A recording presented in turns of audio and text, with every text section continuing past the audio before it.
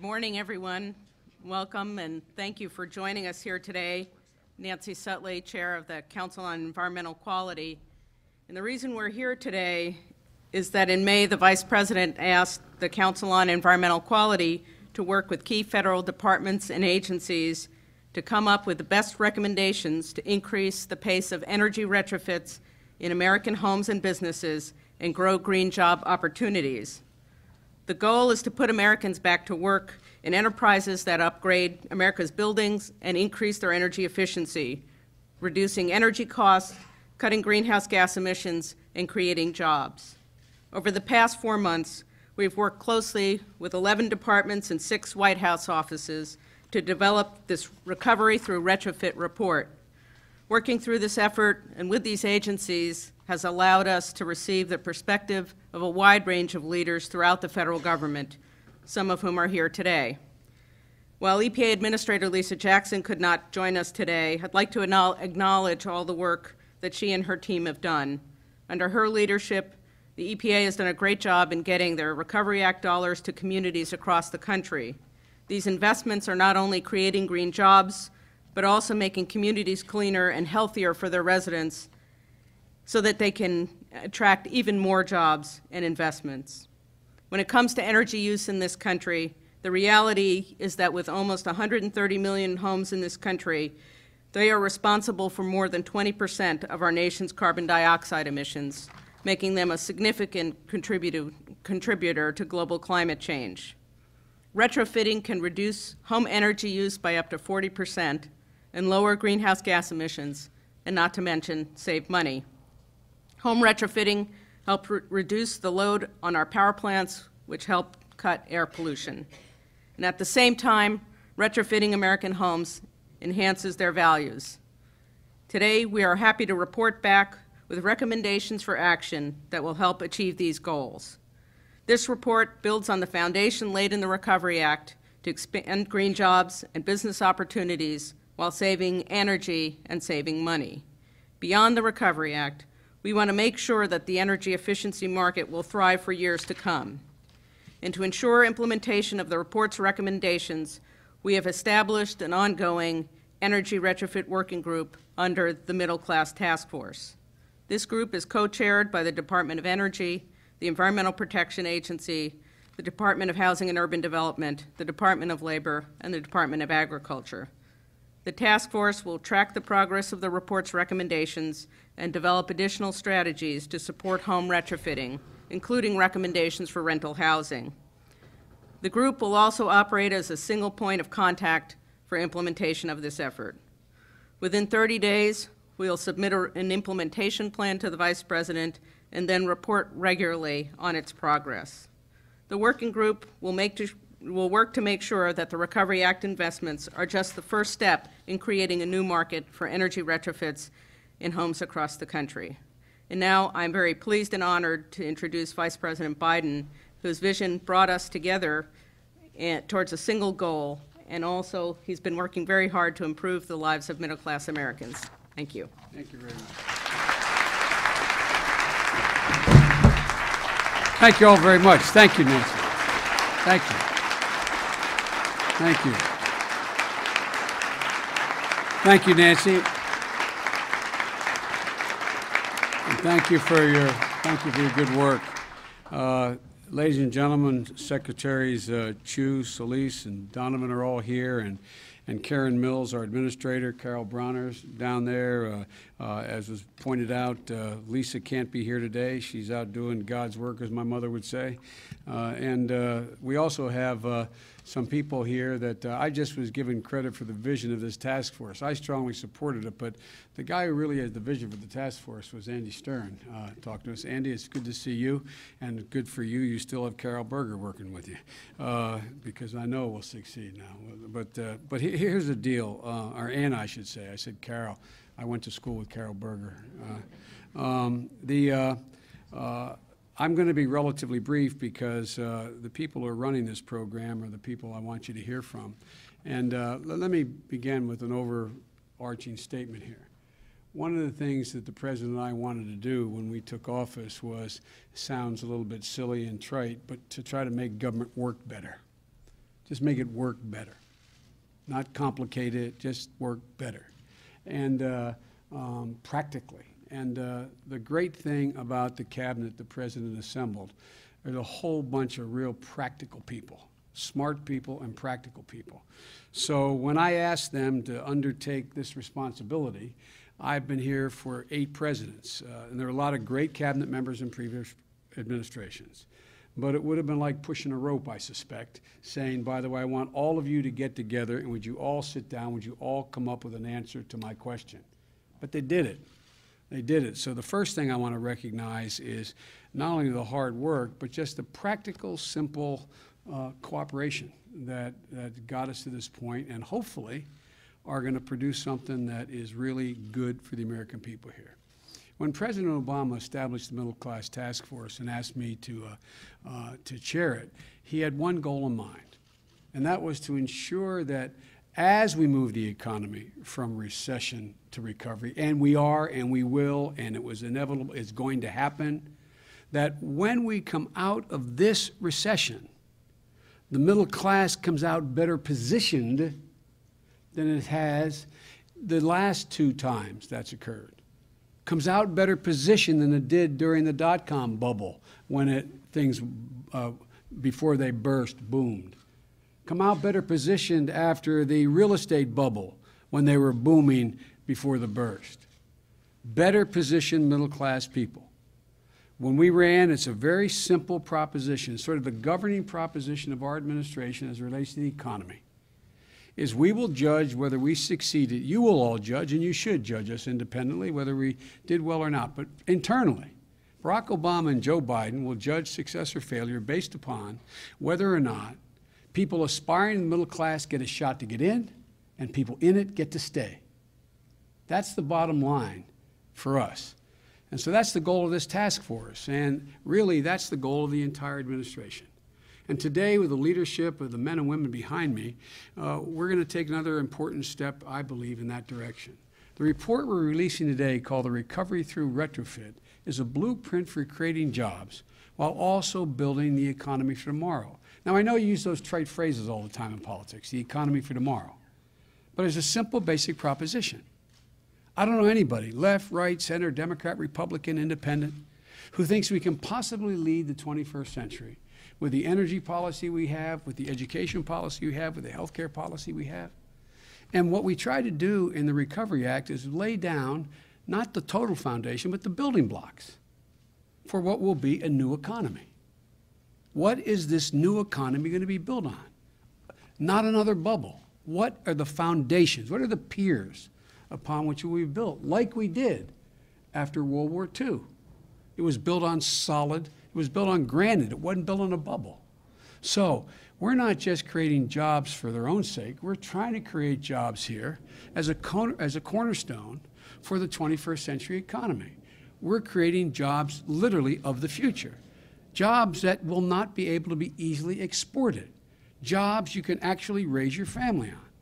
Some of my labor friends out here, and I've talked about this before, you know, it's not enough the economy grows. The economy was growing by leaps and bounds at the turn of the 20th century. But it wasn't producing a whole lot of good jobs. A lot of people were doing very well. It wasn't producing a lot of good jobs. But we hope and we believe we can, with your help, use the Recovery Act as sort of jump-starting an engine that creates jobs that are well-paying jobs that people will be able to live decent lives in middle-class neighborhoods, send their kids to college, be safe, and be secure. And so we're doing all this. We think we can do it. And, you know, my dad used to have an expression. He says, great when conscience and convenience cross paths.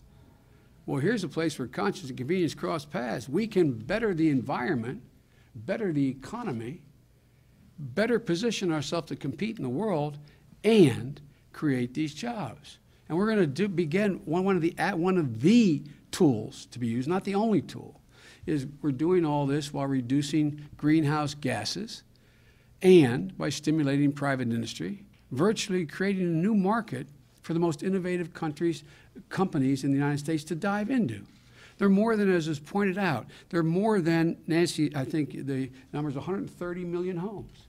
130 million homes in America. most of which are not very energy efficient. The average age of a home in America is 40 years old. It uses about 20 to 40% more energy than it needs to use.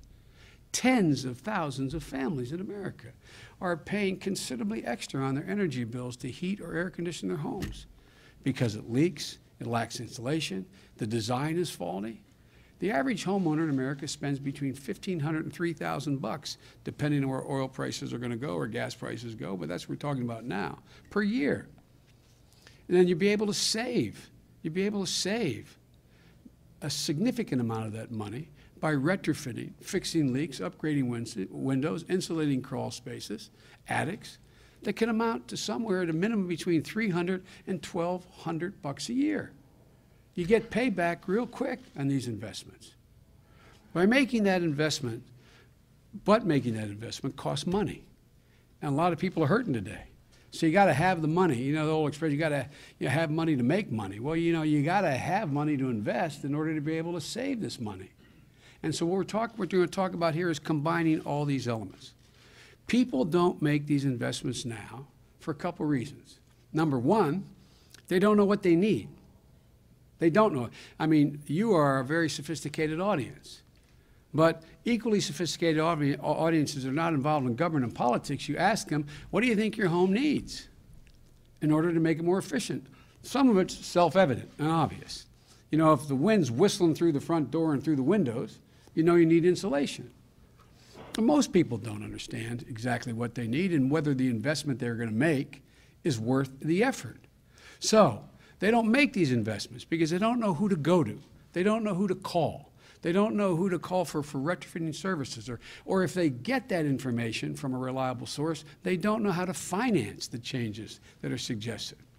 Often it can be very difficult to determine whether or not they'll recoup the value on their investment if they choose to sell their home.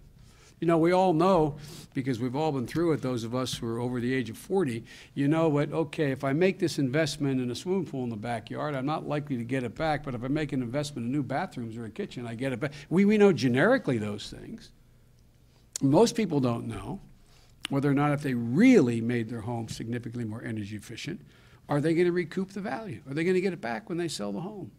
The report we're announcing today lays out a game plan for how to break down those barriers so people can make informed decisions. We're building off an unprecedented investment in energy efficiency that's contained in the Recovery Act. There's a lot of money put in that Recovery Act, and we got to invest it wisely. And so what we're doing here is, here's how it's going to work.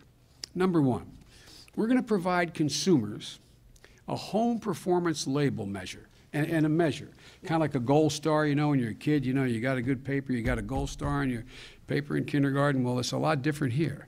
We're going to be able to the people who know what they're talking about, are going to be setting up standards here whereby you will be able to measure whether the investment you make and then made results in the efficiency that has been suggested. Kind of like Energy Stars for appliances. You go in to buy an energy efficient appliance.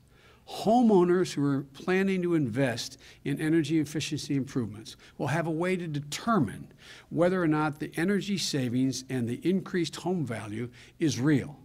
And the performance level that they get will give the home buyers all the information they know that they in fact reach that performance level. And all they need to know in choosing, buyers as well, when you go to buy an energy efficient home. Any of you in the past who bought a home, particularly if you live in, other than a really temperate climate, very hot or very cold, what do you ask for? You want a copy of the air conditioning bills. If you live in the South, you want a copy of the heating bills. You want to know what you're in for. Just like, what are the property taxes? How much do I have to pay to live here? What are the school taxes? What are the energy costs? Well, you're going to be able to have a standard that will be the gold standard for everyone to be able to rely on. So when the home you're selling has this label on it that in fact is efficient by the standards being developed by energy and by the cabinet, you'll be able to increase the value of your home as a consequence of that. It will be more saleable. It'll be worth more money. Number two, we're going to make it a lot easier for homeowners to borrow money for home energy retrofits.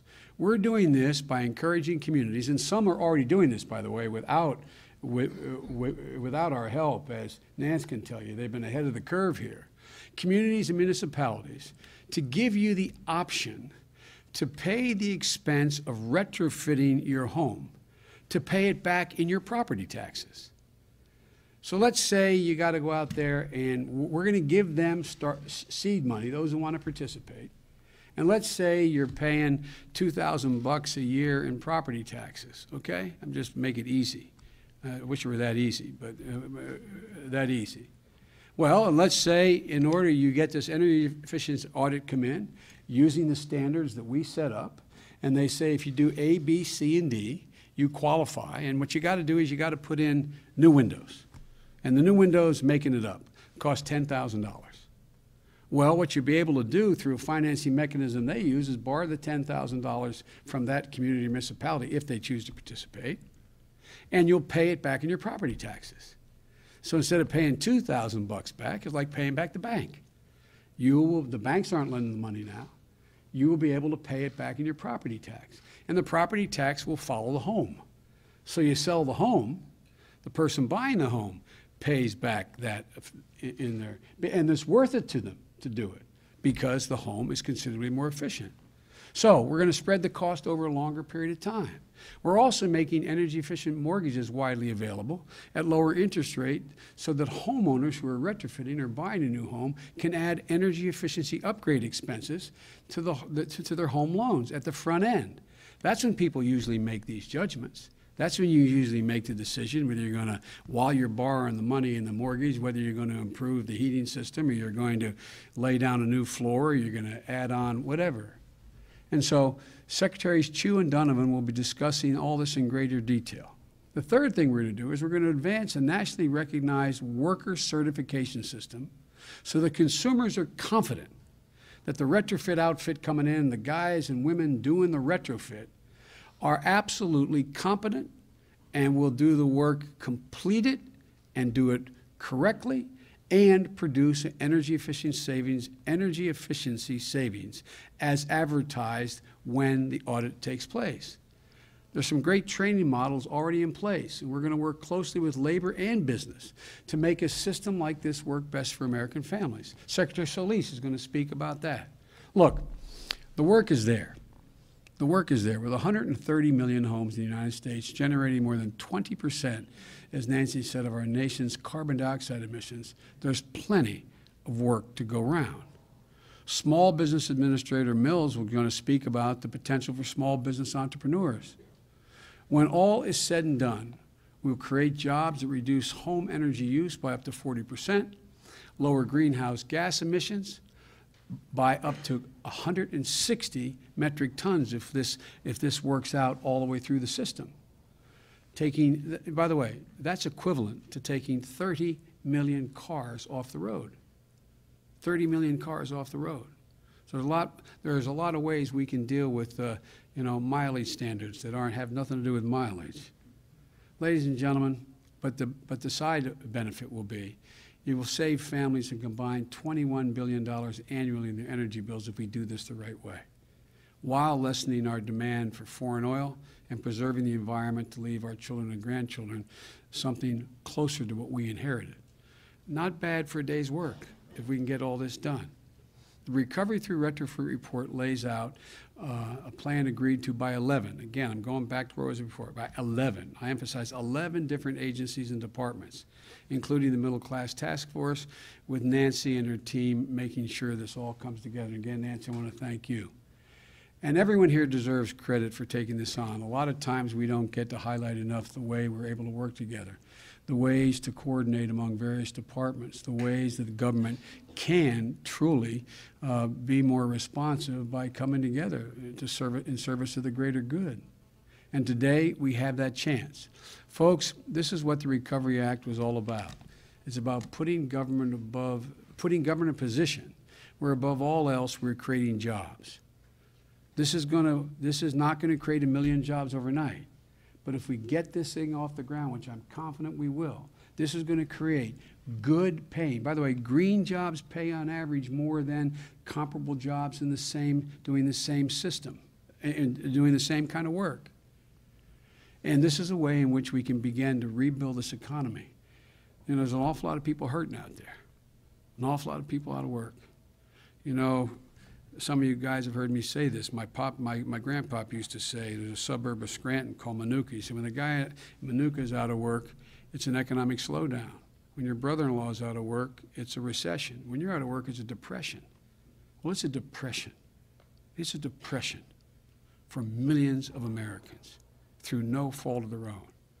And we're going to make sure that when we recover, and we will recover, that we'll come out of this a stronger nation, better prepared to lead the world in the 21st century with real live jobs people can raise their families on.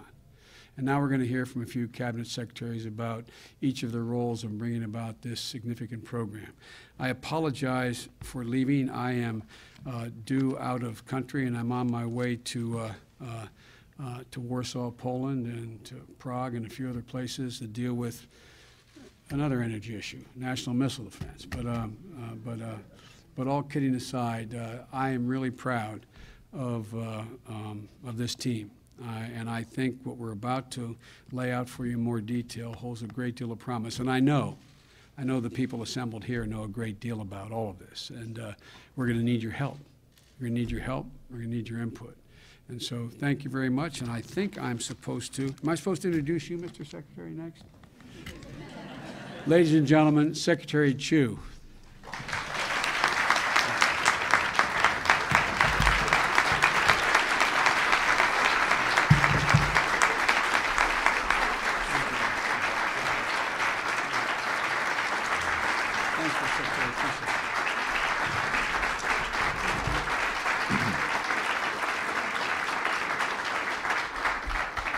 Thank you, Mr. Vice President.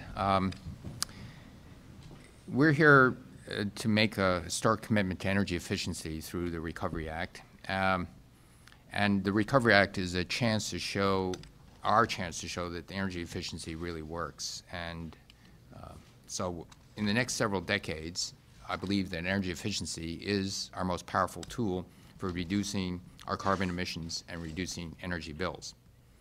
And it's still far too difficult for most families to seize that energy efficiency opportunity. So we're announcing today a Retrofit Ramp-Up initiative. In this Recovery Through Retrofit Ramp-Up, this is the idea. When you want to make energy efficiency improvements to your homes, most homeowners don't really know what information is really needed. They have to call up a lot of people. There's some uncertainty about the competence of the people they're talking to, so on and so forth. There's one issue regarding that. There's another issue regarding finance that the Vice President talked about. And then finally, you want to have several estimates, and so you might have 2 or 3 groups coming in. All of this adds to the time, the inconvenience, and ultimately the cost of the retrofit program. And so what we are trying to do in the Department of Energy is to pilot a new type of program. And it's a program in which an entire neighborhood, so for example, a block, gets together and they say, can we enlist a reasonable fraction, half, a third, 2/3 of the people on this block to say, let's all go in together, and then a single certified contractor then does an energy audit for each house, going from door to door. So the energy auditors go and they do the blower door tests and all those other things. They go to the next house, the next house, the next house. In comes another truck that blows in the insulation. There are people to do the ceiling. So they're not going back and forth. There are not multiple estimates and things of that nature, but this is a certified organization one can trust. And then there's an inspection afterwards that says, was the work done correctly using modern technologies like infrared viewers. So it's mass production retrofitting. And with this mass production retrofitting, we hope to bring the costs way down.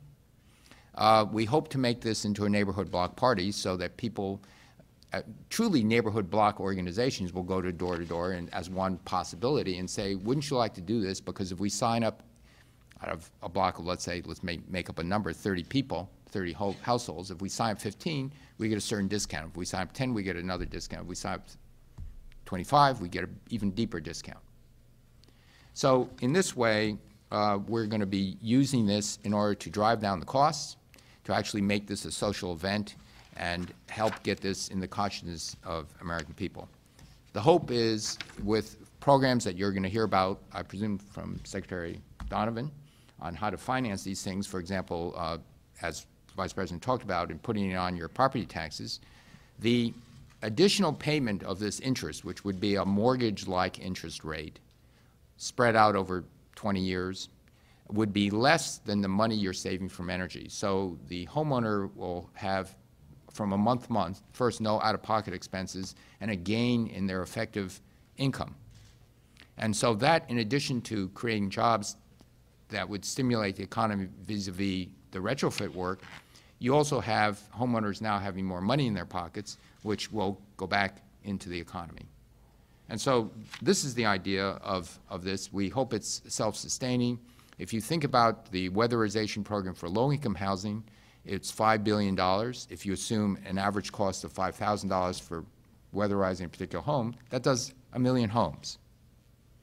Okay, what about the other 129 million homes that need to be retrofitted?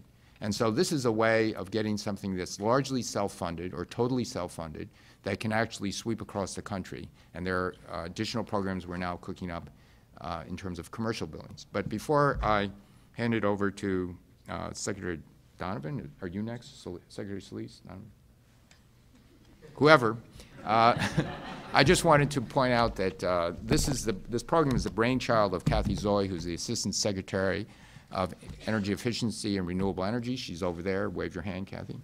And it's got the enthusiastic kibitzing of Undersecretary Christina Johnson and myself. And so, so she has her hands full of us sticking our noses into her, saying, "Why don't you try this? Why don't you try that?" And she's been very gracious in listening, pretending to listen to us. But anyway, so those are my brief remarks. Secretary Solis, your turn. Okay.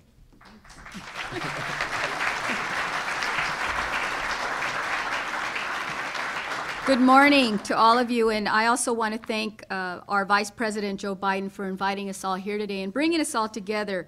You know, he really has done a lot to help us focus in on how important it is to make these investments in our clean energy future that will help secure America's energy supply, but will do so much more to help promote economic activity, stability, and also empower our diverse communities. These jobs that will be created, green jobs, provide an opportunity to rebuild our neighborhoods, and in a more equitable fashion, one that is inclusive of all Americans. And you and I know there are many people that have been left behind in the last few years. In May, the Vice President challenged us to deliver a plan to create jobs while building the economy for tomorrow. And at our Department of Labor, the economy of tomorrow means investing in our nation's greatest resource, and that's our human resource, our workers. People want to work, but they want good-paying jobs.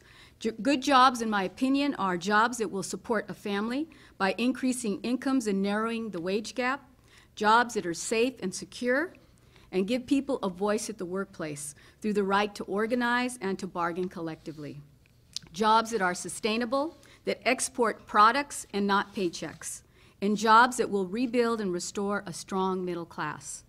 Jobs in the clean energy economy can be good-paying jobs, as was stated by the Vice President. They can pay upwards of 10 to 20% more in salaries. And as Secretary of Labor, I'm working hard to ensure that everyone has access to the needed training that's appropriately needed for these new jobs. And at the job training component, I want to say that we're looking at developing career ladders. So it isn't just a dead-end job. It doesn't mean just installing something, but continuing in the progress to learn new skills, new technology, and really upgrade our workforce. And in June, our Department of Labor announced a grant competition of $500 million in green jobs workforce training that will provide new partnerships and the quality of training needed to get into the clean energy economy. And as a part of the recovery through retrofit, we'll continue to work with my colleagues here in the administration and with all our community stakeholders. Workers have to know that they're receiving training that leads to good jobs and not a dead end. And employers must know that the training that is received by the workers is relevant to the work and to their business. And homeowners looking to retrofit their homes must be able to trust that those that they're hiring will do the right job and the quality will be of the highest standards. Through the Recovery Through Retrofit program, we will meet the needs of workers, employers, and homeowners. And we know that many excellent training programs already exist. I've had the pleasure of visiting many of them throughout my travels in the last few months. I've run into folks in New Jersey, Miami, Los Angeles, West Memphis, and Arkansas. And they have model training programs that are currently offered by our labor unions, by apprenticeship programs, employers, and our community colleges. So I look forward to working with all of you in partnership and hope that we can continue to move our agenda forward for a clean environment and for secure jobs for our working families. Thank you.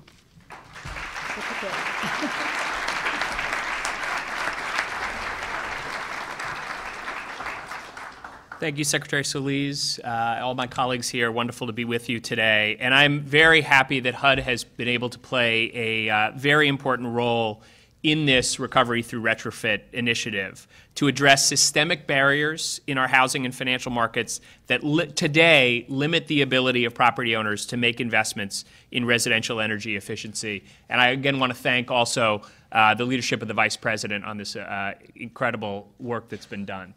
He said 90 days, and in 90 days we have come together, 11 agencies, as you've heard about, to produce this report. One of the things he talked about earlier is that we have 130 million homes in this country that need to be paid attention to. In particular, 70% of those homes were built before current codes, energy codes, were in place. So you think about the scale of this effort. That's really what Recovery Through Retrofit is about. We have begun to do this work. We have so many communities around the country that have begun to do innovative things. The ability that we have as a federal government is to help take those initiatives to scale, to really get to the scale that's necessary to deal with this problem among the tens of millions of homes that were built before current energy codes. What I want to talk about today is how do we get to the financial mechanisms that are necessary to make this retrofit happen. And it's really two key things that need to happen. First of all, we need to have better information available to consumers and to the market so that this isn't just about the Recovery Act, which has begun this process, and federal funding. It's about the market taking over and helping to move energy efficiency forward with no cost to the government and, in fact, with a net benefit to consumers. I've worked in the public sector but also in the private sector as a lender, and I know that the only way that this can happen is when consumers have the information that they need to be able to make individual decisions about the right energy efficiency for them. That means that we have to develop the tools to give them that information. When you go and purchase a car today, in the window of that car is a number that tells you how energy efficient that car is. There is no similar process available for homes today. And so a key part of making this happen is the incredible efforts that the Department of Energy and EPA have put together to get to an assessment system, an audit that will be relatively low cost, and most importantly, will accurately predict the energy savings that can come from retrofit of a home. Just like the sticker in the window of that car, that kind of easy-to-use information can help consumers make decisions that will drive energy efficiency. That's critical for the second point that is so important, which is to develop financing mechanisms around that information. Today, if we could help lenders understand with real confidence that there will be savings of a certain amount on a home, they will be willing to lend against that. And most importantly, given the important role that HUD plays today in the home finance market, FHA, part of HUD, represents close to a third of new homes financed over the last few months. When you combine that with the important role of Fannie Mae and Freddie Mac, we're talking about over 95% of all new mortgages in the market today have a role that the federal government is playing during this crisis. If we can get the standards in place that can make lenders confident that savings will lead to, that retrofit will lead to savings, we will get mortgage capital, private capital, financing this so that instead of a consumer having to take $5,000 or $10,000 out of their pocket, they can add it to their home and actually save money in the long term. So what we are doing is absolutely critical in terms of providing information to consumers and to the market that will then allow lending tools to take off. And we need to make sure that those lending tools, in addition, are better designed, that they lower lending risks and transaction costs. We can do that through standardization. We can streamline loan processing and encourage broad secondary market participation in these programs. As I said earlier, to meet these objectives, we've brought together all of the critical agencies, and I do want to particularly thank Peter Swire from the NEC, who is here today, for his incredible work around the financial aspects of this process. So thank you, Peter, for all your work in getting us here. The two key programs that are part of this announcement today, first, there's the energy efficient mortgage. You heard the Vice President mention it. If there's a cost of $5,000 to upgrade a house that will produce $10,000 in savings over time, then as I've said, the perfect tool to realize those savings is a mortgage. The energy efficient mortgage isn't new, but the ones that we have available today simply aren't responsive to the needs of today's consumers or lenders. Under recovery through retrofit, the energy efficiency mortgage will undergo a retrofit of its own. HUD will use a portion of our Energy Innovation Fund to introduce market-based enhancements. We'll work with the housing industry, as I said, Fannie Mae and Freddie Mac, and state and local governments to increase awareness and address market barriers, and work with, and this is very key, the home appraisal industry to develop guidelines that ensure appraisals reflect energy efficiency. The second program I want to touch on, the Vice President also mentioned this, is PACE, Property Assessed Clean Energy, which permits property owners to request municipal financing for energy retrofits or renewable energy systems through a special tax assessment on the property. Under recovery through retrofit, HUD will work with state and local governments to recommend standardized underwriting criteria and safeguards to protect consumers and minimize financial risks to homeowners and lenders. HUD will also facilitate the collection of data and help measure PACE performance to build market confidence and ensure the adoption of more uniform and universal practices. Lastly, we will also be working with the White House, DOE, and EPA to develop additional strategies for retrofitting multifamily rental housing. Through the Recovery Act, we are already investing billions of dollars in HUD's own inventory of public and assisted housing for energy efficiency improvements, and have been working with Steve Chu and his team at the Department of Energy to lower barriers to the use of weatherization funds in this housing. We want to make federally assisted housing a leader rather than a follower when it comes to energy efficiency. And so this partnership that we've announced today is an important step forward, encouraging innovations the markets will respond to, saving families money, and sending a clear signal that the time has come to make clean energy an engine of economic growth in our homes, businesses, and in our communities. Thank you all for being here today.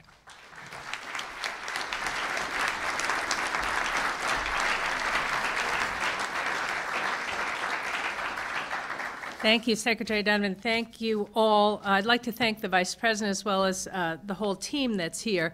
We're here to talk about retrofitting houses, but also about building the small business structure that's going to create the jobs in this sector.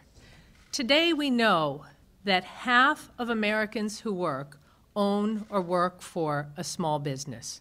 And we know that small businesses drive most of the job creation in this country. And we know that, as in the past, they're going to lead us out of this recession and into recovery.